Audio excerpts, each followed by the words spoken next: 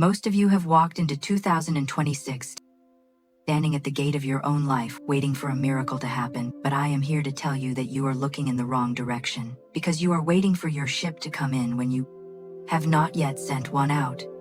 You are treating this year like a battle to be fought, when it is actually a game to be played, and if you are still using the same words of fear and lack that you used yesterday, you are unwittingly signing a contract with misfortune. So stop waiting for the world to change and start speaking the words that force the universe to answer you right now. There is a great spiritual law that governs the arrival of your good, yet so few understand it because they are too busy watching the horizon with anxious eyes, hoping for a vessel that was never launched. You say you are waiting for your ship to come in, but I say to you that the ships of life do not drift in on the tides of luck or chance, because they are steered by the rudder of your own spoken word and fueled by the power of your omens, faith. You cannot stand on the shore of 2026 empty-handed, having sent out nothing but doubt and fear, and expect a cargo of gold to land at your feet, for the game of life is a game of boomerangs, and what you send out must inevitably return to you with mathematical precision. If you have sent out words of lack, complaining that times are hard and money is scarce, you have launched a fleet of empty ships that will return to you exactly as they left, void of any treasure. To make this year different, you must realize that you are the admiral of your destiny and the captain of your soul, and the only way to bring a ship into the harbor is to first send it out laden with faith and expectation. This requires what I call active faith, which means preparing for the thing you have asked for, even when there is not the slightest sign of its appearance in the visible world. You must act as if you have already received, for faith without works is dead, and to sit idly waiting is to show the universal mind that you do not truly believe. I knew a woman who asked for a home but had no money, yet she bought a chair for that home, and by doing so she showed active faith and dug a ditch for the water to fill, and because she prepared the room, the house followed. You must do the same in this coming year, by cleaning out your mental house and your physical house, making way for the new, because you cannot put new wine into old bottles, and you cannot invite prosperity into a cluttered mind filled with the hoardings of despair. The invisible substance of the universe is always waiting to take the shape of your thoughts. So if you are waiting for a job, dress as if you are going to work, and if you are waiting for health, speak only of vitality, and if you are waiting for love, set the table for two. Do not be fooled by the silence or the delay, for the moment you speak the word and act in faith, the ship is launched and the cargo is secured. And though it may seem to tarry, wait for it will surely come, and it will not be late. It is not the waiting that brings the blessing, it is the knowing and the absolute conviction that what belongs to you by divine right can never be kept from you, provided you keep your hand on the wheel and your eyes on the light, refusing to be swayed by the storms of appearance until your ship drops anchor in the harbor of your fulfillment. Most people are totally unaware that they are constantly signing contracts with misfortune simply by opening their mouths and speaking words of fear and limitation. For the Bible tells us that by our words we are justified, and by our words we are condemned.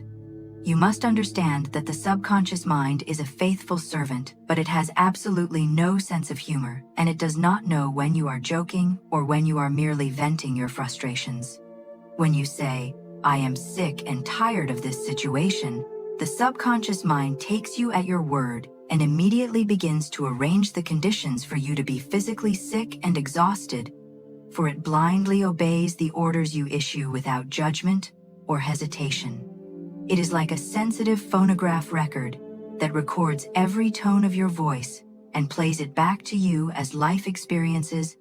So if you record a song of sorrow, do not be surprised when you are forced to listen to it day after day in your circumstances. Many people ruin their lives by saying things like, "I always miss the bus," or "I have the worst luck," or "It is too good to be true." And in doing so, they are inviting the very obstacles they wish to avoid because they have unknowingly commanded the infinite intelligence to bring them loss and delay. You cannot speak failure and expect success any more than you can plant thistles and expect to harvest roses, for the law is immutable and exact.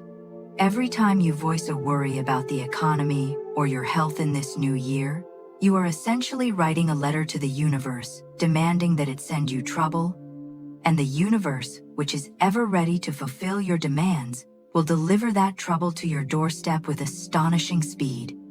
This is why the old occultists said that speech is the most powerful form of magic, for a word spoken is a vibration released into the ether that does not return until it has accomplished its purpose.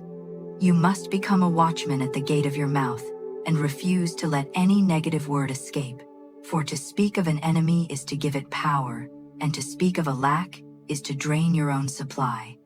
The man who says, "I can't afford it," is bolting the door of his own treasury, while the man who says, "God is my unfailing supply," is opening the windows of heaven.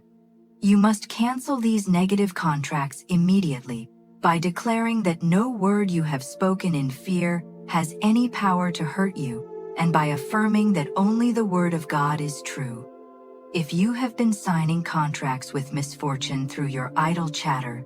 tear them up this instant by changing your language, for you have the power to revoke the past and rewrite the future simply by choosing words that align with the divine design of your life instead of the nightmares of your imagination. To pass from the old year into the new with a spirit of waiting is to remain stagnant, but to enter with a spirit of preparation is to open the floodgates of God's abundance, for man must always prepare for the thing he has asked for, when there is not the slightest sign of it in sight. This is the very essence of active faith, and it is the only way to impress the subconscious mind with the reality of your desire, because simply hoping for a change is a passive act that carries no magnetic power, whereas preparation is an act of command that tells the universe you are ready to receive. You may remember the story in the scriptures where the kings were in the desert without water for their armies, and the prophet Elisha told them that they would not see wind and they would not see rain, yet they must make this valley full of ditches. They had to dig the ditches before the water appeared, and this is the spiritual law that governs your 2026, for you are asking for great success and financial freedom, but you are looking at your dry valley and saying, "I will dig when I see the rain." I tell you that the rain will never come until you dig the ditches, for the invisible substance needs a mold to flow into, and by preparing for your good, you are creating that mold. If you are asking for a new position in a high career but you are still dressing in old clothes and associating with people who speak of failure, you are asking for one thing but preparing for another, and a house divided against itself cannot stand. You are essentially building a brick wall between yourself and your own good by your lack of preparation, because every act of fear tears down the structure of faith you are trying to build. I have seen people pray for a trip abroad and then decline to buy a suitcase because they did not have the money yet, and by that very act of caution, they pushed their trip further away into the distance. You must act as if you have already received, for the game of life is a game of acting, and if you act the part of a wealthy person, the subconscious mind will eventually produce the wealth, but if you act the part of a poor person hoarding and saving for a rainy day, you will surely get the rain and the poverty. So look at your life today and ask yourself if you are truly ready for the avalanche of supply you have requested, or if your channels are clogged with doubt and inertia. Clear the decks for action and do something symbolic to show your faith, like organizing your business papers for the new clients, or setting the table for the guest who has not yet arrived, for when you demonstrate to the divine intelligence that you are prepared, the way will open in the twinkling of an eye, and your desert shall rejoice and blossom as the rose. To arm yourself for the victory of 2026, you must understand that the spoken word is the only power that can override the negative programming of the past, and therefore, you must carry these 3 specific affirmations as your shield. and your sword against every doubt that tries to besiege your mind. The first step is always release, because you cannot receive the new while you are clutching the old burdens of worry. So when fear strikes, you must immediately stop the carnal mind from its frantic reasoning and declare, I cast this burden of fear on the Christ within, and I go free to be rich, loving, and happy. This is not a passive resignation, but a supreme spiritual act, where you hand the situation over to the superconscious mind, which is the God mind within you that knows no obstacle and fights the battle for you while you stand still and watch the walls of Jericho fall. Once you are free from the burden, you must open the floodgates of prosperity, for God is your unfailing supply, and His wealth is not limited by the economy or your salary, so you must demand the breaking of the dam by saying, Infinite Spirit, open the way for my immediate supply, and let it come in great avalanches of abundance. Note the word avalanches, for when the blockages of fear are removed, your good does not trickle in. It rushes in with such overwhelming force that it sweeps away every lack and limitation in your life, under grace and in miraculous ways that you could never have planned with your human intellect. Finally, you must secure your place in the divine design, for there is no competition in the spiritual realm, and what is yours by right cannot be taken by another.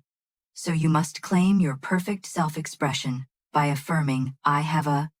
magical work in a magical way, and I give magical service for magical pay. This word magical transforms drudgery into joy and labor into love, ensuring that you are not just working for money but are fulfilling the very purpose of your existence, while being richly compensated by the universe, which always pays its debts. By repeating these 3 decrees, you are tuning your mind to the frequency of miracles and stepping out of the law of karma and into the law of grace, where the struggle ends and the game of life is played with the ease of a master who knows that his word has gone forth and shall not return void, but shall accomplish that whereunto it was sent. True faith is never passive, for it is a dynamic energy that demands expression through action, and you cannot simply sit in your chair affirming the truth while your feet are planted firmly in the mud of doubt, because the scriptures clearly state that faith without works is dead. You must prove to the subconscious mind and to the invisible substance that you truly believe what you are saying, for the universe is always watching your movements to see if you are really ready to receive the cargo you have asked for.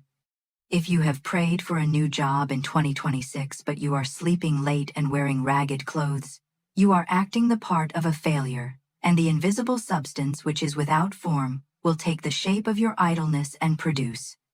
more failure.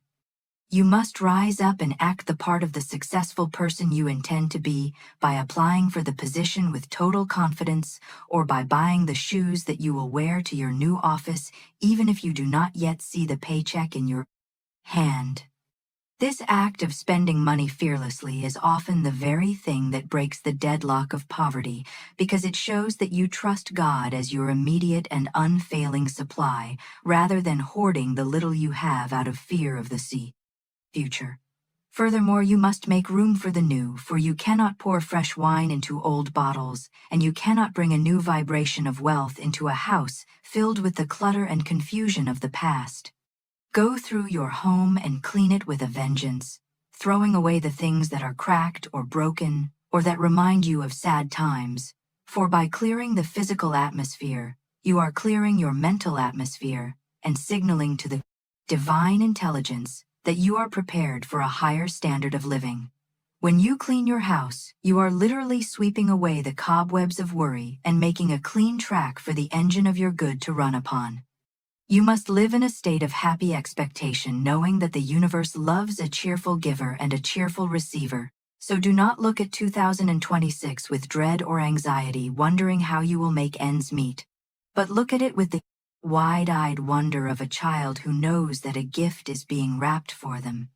Affirm that this year is a big happy surprise, and that the pleasant surprise is God's favorite way of working, because it bypasses your limited human reasoning and drops the blessing right into your lap from an unexpected